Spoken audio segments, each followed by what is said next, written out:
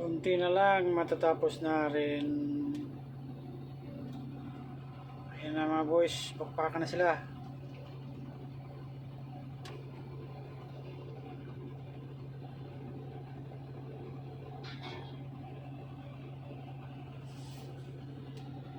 Mainit ang panahon.